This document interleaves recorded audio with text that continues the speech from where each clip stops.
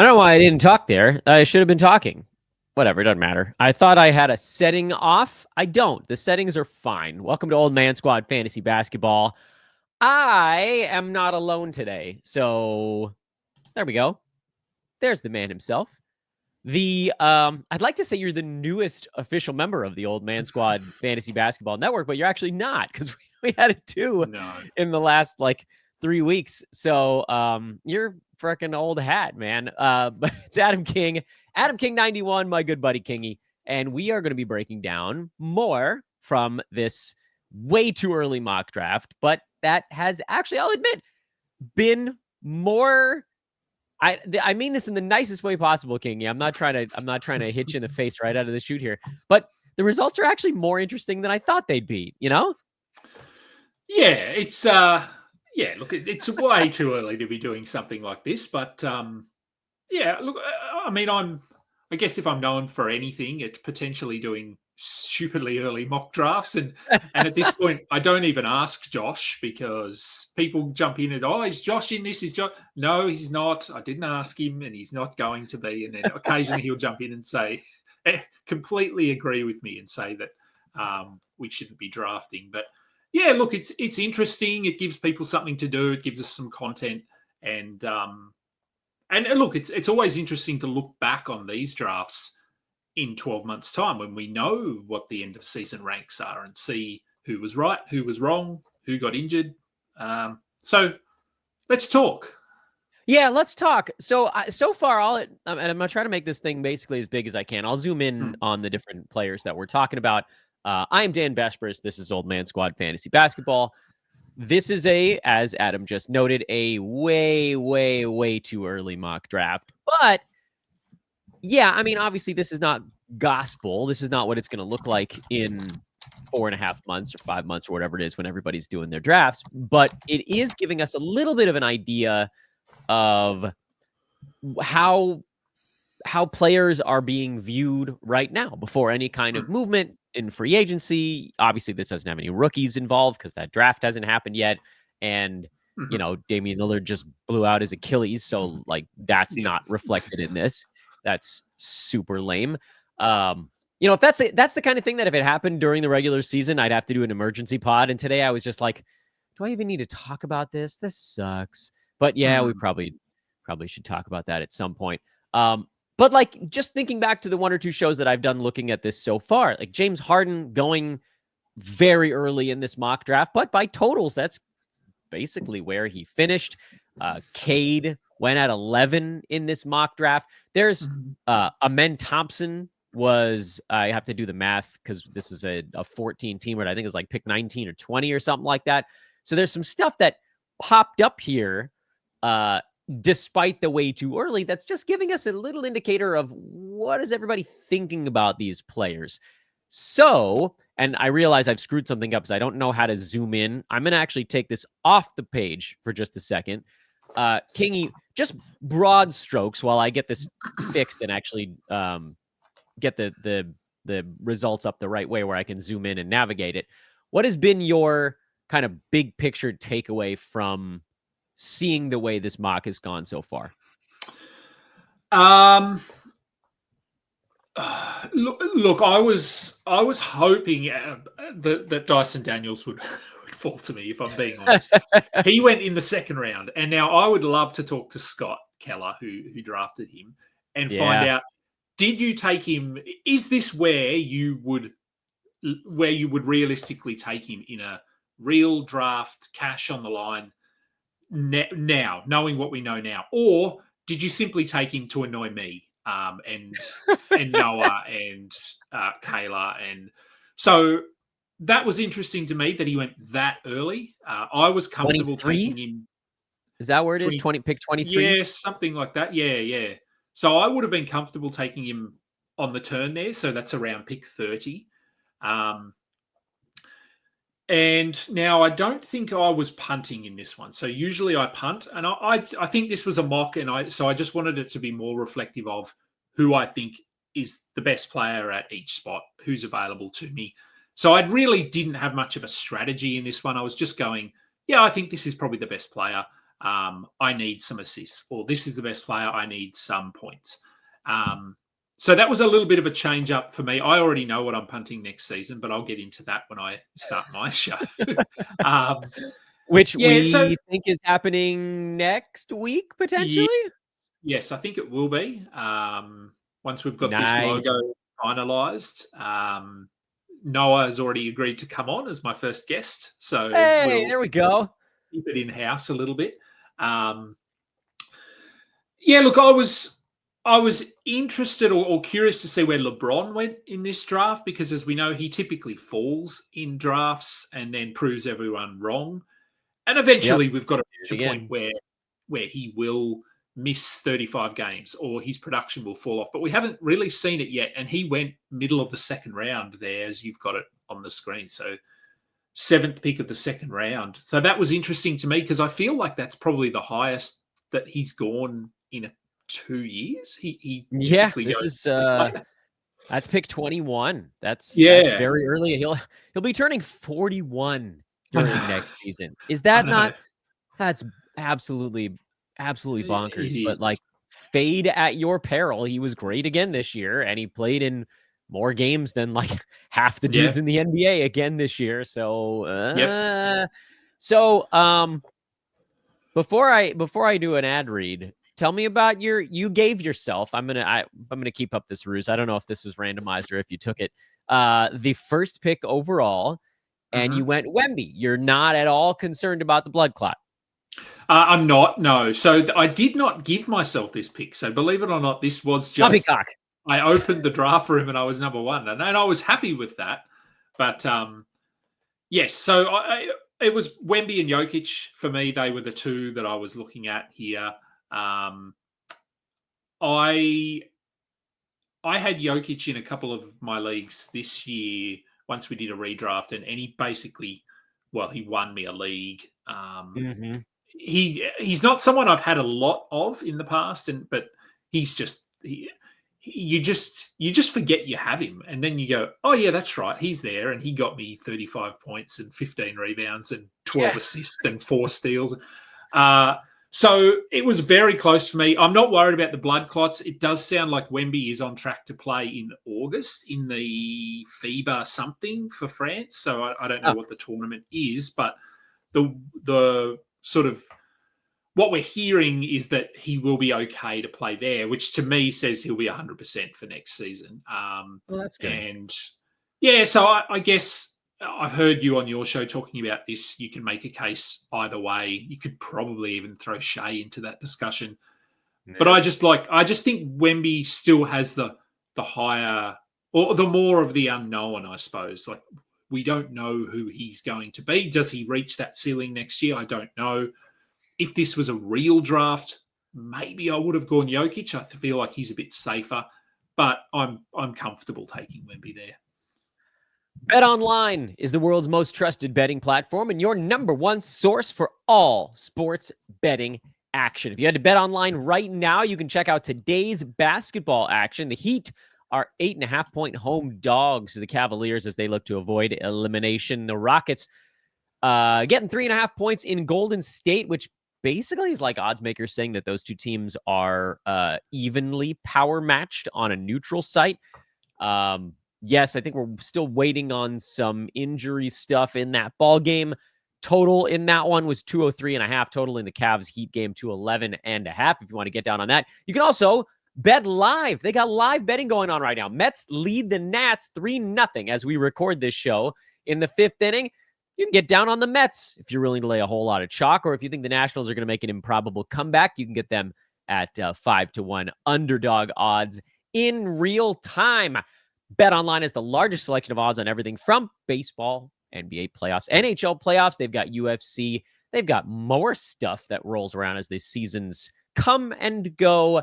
And they are the number one online source for sports wagering info. And if betting on sports maybe isn't your thing, they've got a casino, Vegas style games, poker, hundreds. I mean, there's literally hundreds of different styles of games there. They got like 20 different types of blackjack alone, slot games, and more. Bet online.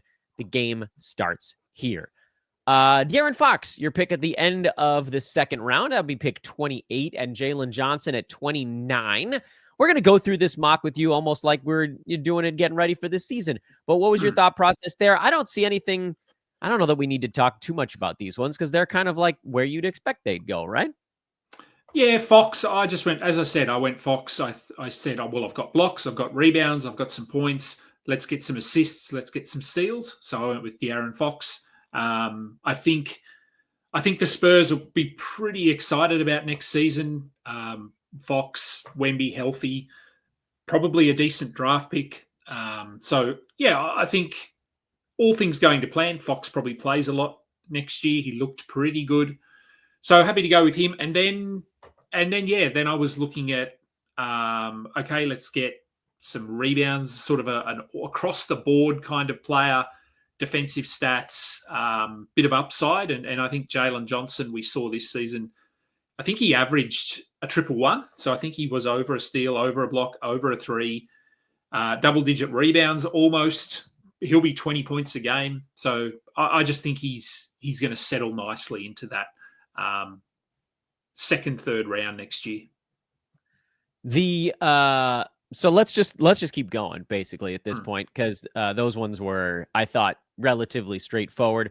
Ja Morant at 48, Zion at 40. No, that's not right. This is end of the fourth round in a 14-teamer, so that's 56, 57. Mm-hmm. Did I get that right? Yep. 56, 57, Ja Morant, Zion Williamson. These are a little bit more controversial because neither one of these guys can last a half a season these days. No. Why Ja and Zion, and why back to back? So getting points early. So I like to get points in my first 4 or 5 rounds in drafts because they're, as we know, a lot harder to get as we get later or deeper into drafts. So I wanted 2 guys that can score 25 points a game. Both of these guys can. I think per game. I to some degree I ignored totals here and just was looking at per game value. And I think where I took both of these guys per game is fine. Ja, as we know, he got injured to end the season. A lot of his injuries aren't his fault in that he often just he's playing in the air and of course you have to come down when you're up in the air, and he does, and it's never graceful. So yeah, look, if this was a real draft, would I have gone both of these guys? Probably not. One of them, yes, I would be comfortable taking a chance on one of these 2. But I might have gone someone like Pascal Siakam instead of Zion Williamson. He's a lot safer. Jimmy Butler's there. Austin Reeves. So there are other guys here, but yeah, I just went guard forward. Let's cover the threes, the steals, the assists, and then let's get the rebounds, the points. And probably could have gone some more blocks here, but I feel like Zion this year, despite the injury, I actually liked what I saw from him when he was on the court. He looked motivated. He looked fit. And some of those defensive numbers seem to be creeping up a little bit. That was always a bit of a critique on him early in his career, was that he had all this athleticism but couldn't get defensive stats. And I think he did that a little bit this season. So a little bit risky, but I think, look, if they were both healthy, I think these picks make a lot of sense. And I don't know that team build was really anybody's main thought process going through this, but if you take Zion here, are you likely punting free throws? Probably. Yeah, look, if I look at the rest of my roster, they're not too bad. So I'm probably not actively punting free throws, but there's a decent chance that I wouldn't be top 5 in free throws. Yeah, I don't think anyone else on my roster is necessarily a punt free throw, but I don't really have any elite free throw shooters either. Yeah, it's kind of like a whole bunch of meh guys and one really bad one. Yeah, I'd probably luck into, like, every 4th week, I'd just luck into it, and Zion would somehow shoot 6 of 7 in a game, and then in the next game would only get to the line once. So I think I'd probably win a few weeks, but on the whole, no, I probably wouldn't be super competitive. Julius Randle at the end of the 6th here, which I got to do 6 times 14 in my head. 28, 56, 84. Mm-hmm. Is that right? Did I get that right? Yes. 84, 85. Julius Randle and Mikal Bridges. I get the Bridges one because he's like super durable and well, I don't know. I mean, I guess there's sort of an explanation for each one of these guys. I don't want to put words in your mouth. Why Randall at whatever number I just came up with that? Now I've forgotten. 84, did I say 84, it was? 84, yeah. Yeah. 84. It's hard with a 14-teamer. My brain knows how to multiply by know. 12 very easily for fantasy. It was going to be a 12-team league, but I had people messaging me and saying, can I get in on this? And I went, oh, sure, I'll make it a 14-teamer. Why Julius? Yeah, look, Mikal Bridges, don't really need to talk him through. I mean, top 80 sort of player, always healthy, a little bit up and down, but yeah, I think he's very safe in that range. Julius Randle, I just don't mind drafting him. I know he has some flaws in his game, but I think it's a 1-game sample size. I thought he played really well yesterday against the Lakers. I thought he actually defended. And look, he gets some assists out of your forward/center spot. Good rebounder, can hit threes. Again, not terrible from the line, but I'm not too worried about free throws. He will. Look, I think he's settled in quite well after a bit of a rocky start in Minnesota, and the fact that he was coming in to replace Towns, who's had a phenomenal season in New York. I think Randall is starting to settle in a little bit as that option 2 behind Anthony Edwards and, well, even behind Jaden McDaniels sometimes. So I don't think there's a lot of upside there, but I just think he's one of these guys that doesn't, while he has some holes, he doesn't necessarily burn you in a lot of categories. And again, 12-teamer, this is probably too high. He would want to go around later. But in a 14-teamer, as we know, as we've found out with your maths abilities, we need to adjust all these numbers a little bit. I'm doing great. Yeah, it's going marvelously for me. Anthony Simons ended the 8th, PJ Washington beginning of the 9th. Hold on a minute. 112? Yep. Yeah, I did that? Yep. Okay. Yeah, I mean, I guess that would make sense because you're starting to get into the dregs a little bit now, and in an industry way too early mock that doesn't have new rookies involved. So, you're taking a half a round's worth of players kind of out of the player pool. So everybody's going to go like a half round. I shouldn't even say half round because, again, we're working in a 14-team here. Everybody's going to go like 3, 4, 5 spots early just based on a lack of players on the board. And then you're going to see other guys that people were thinking about as whatever you'd call flyers. They don't really exist right now because this is a draft after the season ended. So there isn't that like, oh, who's the thing next year? Because we haven't had player movement yet. Simons this past season, wait, do I have by totals or do I have per game pulled up here? By per game, he was number 106, which is basically right around where you got him. Mm-hmm. If you were punting field goal, he obviously jumps up the board quite a bit. If you're punting rebounds, although he's a guard, so you don't expect much, but he's a particularly bad rebounding guard. There are ways to sort of shoehorn. And then PJ Washington right behind him. I was high on PJ this year. His injuries kind of mucked up the plan with him, and now the Mavericks are gigantic. So talk me through these two guys. And by the way, with this draft only went 10 rounds. So we are approaching the end point here, which is my plan. I was hoping we could do this in about 25 minutes, and I think we can. I think we can. We're good at this. Simons. We're not good at brevity though. No, we're not. Simons, look, it's if I can get a guy past pick 100 that can score 22, 24 points a game, I think he was okay this season. Portland as a whole, I think were encouraging. I think they were better than what people thought they would be. They've got some interesting pieces there. I'm not saying they're going to be this contending team or anything next year, but I mean, there's probably still some questions regarding where to.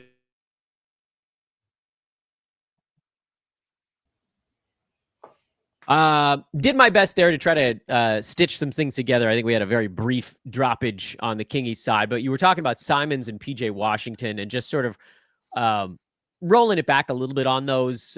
Simons being, a kind of a scoring upside guy of a team that continues to go younger and younger. And I don't know if we caught the end of your Simons point before you were going to get to PJ, but feel free to pick up wherever is comfortable for you.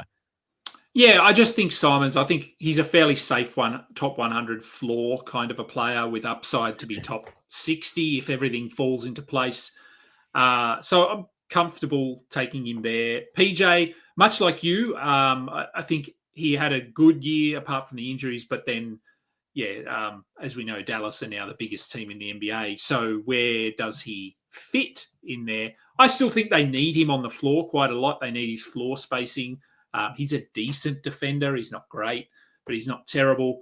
So I think even though next year they'll have Anthony Davis, they'll have Derek Lively, I still think he'll play as the three. I still think he'll play 30-plus minutes a night. So, I liked what we saw from him this season. I think he's ironed out a few wrinkles in his game. And Dallas we're fairly confident that Dallas are going to be keen to win. Let's put it that way. After the rough end to the season, the trade, all of the stuff that went down, they are going to want to win basketball games with or without Kyrie. I don't know when he's slated to come back. I'm assuming it'll be December, January. So can they tread water for the first 2 months of the season and then they get him back? And if that's the case, PJ, I think will have to do a little bit more until then. So maybe his ceiling is a bit higher until January and then he drops off a little bit. But with your second last pick in a draft, that's fine.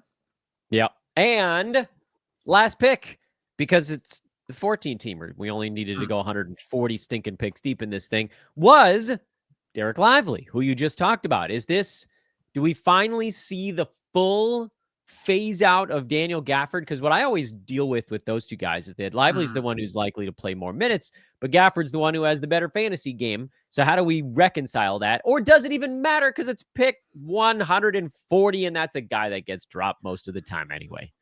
Well, yes, it doesn't really matter because if it came to opening night, Derek Lively played 24 minutes, Gafford played 24 minutes, probably drop Lively and pick up Gafford because Gafford wasn't drafted, I don't think. I could be wrong, but I can't see him there in the bottom few picks. So would I be able to find him anyway? Probably not. No, probably not. So, look, I think Lively is their starter. I think he is who they want to start. Even when he came back towards the end of the season through the play-in, he was starting. Now, he wasn't playing a lot of minutes. He wasn't doing much. Neither was Gafford. They were both potentially rushed back just to try and get some late victories and maybe get into the playoffs. And they fell agonizingly short, as we know. So I just think this is more, I guess, speculating to some degree that he will be the starter. He will play 28 minutes. If he can stay healthy, he's not going to score a lot, but he will get rebounds. He is a relatively good shot blocker. So this was a little bit of a, hey, I've got Wemby and I've almost ignored blocks through the rest of the draft. So I need to get someone that can get me 1.5, 1.6 blocks to go with Wemby. And so he was there. I took him. But as you said, with your last pick in any draft or last 2 picks, 3 picks, they are typically expendable. So if it didn't pan out, I'd drop him and pick up someone else. Let me ask you a question that's sort of a little bit about most of the more broad topic-y kind of thing. Were there names that, and I don't know if you have had time to look at 140 of these little tiny faces on your screen, and if the answer is not really, that's also okay. But just pulling this question out of my rectum, were there big surprises as we went through this thing? Did you have a chance to look and go, oh, that jumped out at me? Because for me, it was probably Harden going at 4, and I know that was right out of the chute, but maybe I shouldn't have been that surprised by it, but what jumped at, what was like a name or two that you thought, well, that's interesting. I wonder if that's a thing we're going to be dealing with in August and September. Yeah, look, Harden was interesting. Fairly certain that was an auto draft as well. So that was Game Pick Podcast. I think that's Robin Marks. So yeah, I do think that was an auto pick. So it's a little bit surprising, but as you said, totals, it's not that far off. What else was surprising? I'm always curious to see where LaMelo goes. He went to Robin with the 11th pick of the second round. So that was interesting. What happens as we move closer to the start of the season? Does he push back up to be closer to the first round, or does he hover in this range? There's Embiid, by the way. I don't even think I realized Embiid was my next player. Yeah, 4-11. Wow, and that's again in a 14-teamer. That's late as hell. Yeah, so that's around pick 50. I'm crazy. not drafting Embiid next year.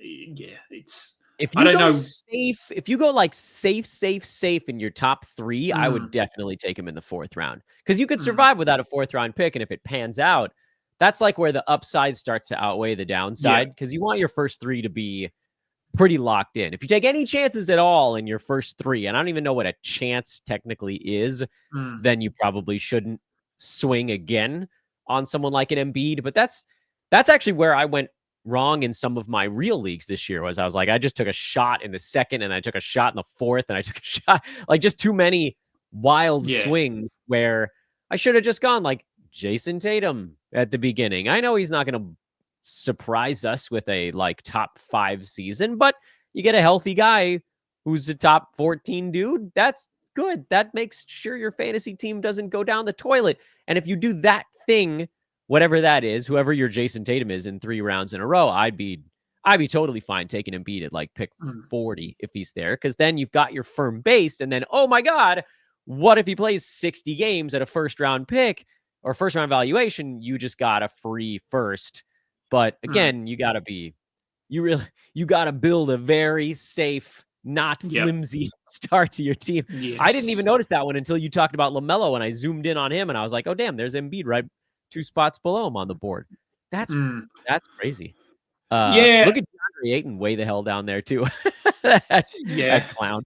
Yeah, no one wants DeAndre Ayton. Who else interested me? Jimmy Butler, I think, went quite late there, because I know he's been very good since arriving in Golden State. So he went late. Khalil Ware being drafted that high was interesting to me. I mean, I thought he had a pretty good rookie season, but I don't know. Will he go that high next year? Does he start? I mean, I guess he starts. Miami are a bit of a mess at the moment. Their direction is curious. I think that's, what's the number? That's like around pick 75-ish for Ware, and Butler was like in the mid 60s. That's late, considering it seemed like he wanted to play once he got to Golden State. Yeah, all right, that's all interesting enough. I think we have I may have a visitor. Theodore, would you like to say hello to a podcast while you're coming home? This is my younger son. He hasn't been on as many shows as my older son. That's Theodore as we're wrapping it up. Theo, we're actually about to go into the wrap-up part. Do you want to tell everybody to make sure to subscribe? You got to say it fast, though. He's just grasping the microphone. I don't know what sound that makes, but it's whatever sound that is. I can't hear anything. No. So that's the sound of a 5-year-old just holding a microphone. There he is. There he is. That's just a noise, though. That's not a word. Okay, yes, very funny. I might actually get to meet Theo in a couple of months, maybe. That's right. Kingy's going to be in the States. There's a whole there's a Kingy Goes to the United States podcast series you'll be putting out. We're done. I wanted to keep this under 25. We're at 30. That's close enough. Okay. Kingy, I'd say, what are we promoting? But I know the answer to that. And it's that you've got a show that's going to be starting next week. So we'll do another one of these then, right? Yeah, I think so. Yes. So Noah's started his show, a week ago. He's been pumping out the episodes. They keep popping up on my feed every day. So he's cranking, man. He is. I didn't So know what I was yes, signing up for doing thumbnail work for artwork for Noah. It was amazing. He's got 6 shows in 6 weekdays so far. yeah, you'll have to keep up with him. So No, no, I good to don't see want Noah's new to. show and yeah, my show. I mean, do we tell people the name or do we? I don't know. What do we do here? Let's hold off for now. It's a Let's teaser. hold off. Okay. So yes, there will Yeah. be a new show. It was just going to be Balls Deep, but we've gone in another direction. My Balls Deep show will continue over on FBI as a Twitter mailbag kind of a show, and we'll have a new show for the Old Man Squad. So yes, stay tuned. Hell yeah. Hmm. He's Kingy. I'm Dan. Adam King 91 on social. I'm at Dan Vespers. Old Man Squad is where you can find the network feed where all of our network shows go out, not just the fantasy ones, but the other stuff as well. Lots of good stuff over here. Hit that subscribe button, hit that like button on the way out. Kingy, you the man. Thanks for organizing this draft, giving us random weird stuff to talk about in the dead of the offseason, mid NBA playoffs. And I will see you all, I don't know, I guess tomorrow. Yeah, I might miss a day this week. Heaven forbid. Whatever. See you, everybody.